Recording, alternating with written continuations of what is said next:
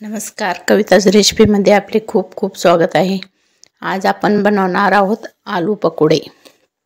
त्यासाठी 2 आलूचे साल काढून घेतलेले आहे। त्याला पातळ असे काप करून घ्यायचे आहे। त्याचे स्लाइस कट करून घ्यायचे आहे। नंतर त्याला अपोजिट बाजूने पण कट करून बारीक बारीक त्याचे पीसेस करून घ्यायचे आहे। आलू पकोडे हे एकदम कुरकुरीत आणि छान चविष्ट लागतात। त्यामुळे तुम्ही नक्की ट्राय करून बघा।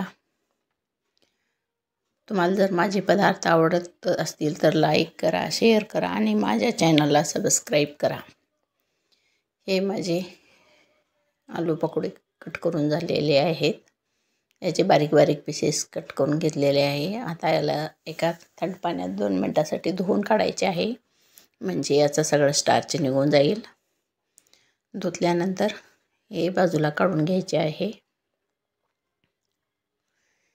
एकदम याचे पातळ पातळ काप करून घ्यायचे आहेत।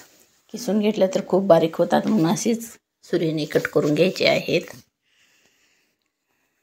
आता याच्यात आपण 4 चमचे मैदा घालू।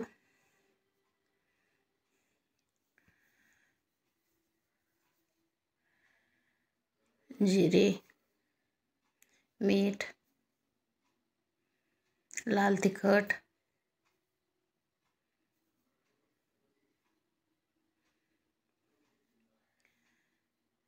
धनिया पावडर। आता हे सर्व आपण मिक्स करून घेऊ।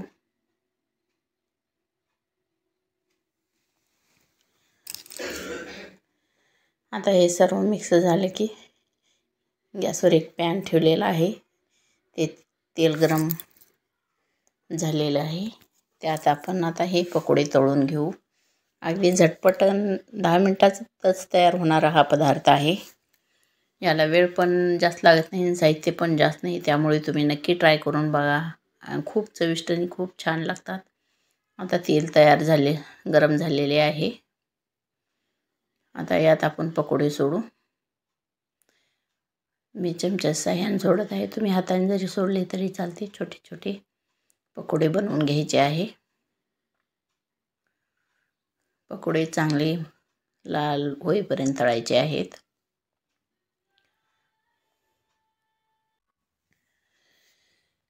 गॅस थोडा लहान ठेवायचा आहे, तेव्हा पकोडे व्यवस्थित छान तळतात। खूप मोठा ठेवलं तर लवकर करपतील आणि चवीला छान लागणार नाहीत, त्यामुळे मंद गॅसवर तळून घ्यायचे आहे। एकदम कुरकुरीत आणि चविष्ट होतात आणि अगदी झटपट 10 मिनिटातच तयार होतात। जरी पाहुणे आले तरी तुम्ही कमी साहित्यात, घरात साहित्य नसेल, फक्त बटाटा जरी असला तरी तुम्ही यातून हे बनवू शकता आणि खाण्यासाठी खूप चांगलं लागते। असे लालसर एकदम छान तळून घ्यायचे आहेत। लाल झाले तरच कुरकुरीत होतात। आता मी राहिलेले पकोडे तळून घेते।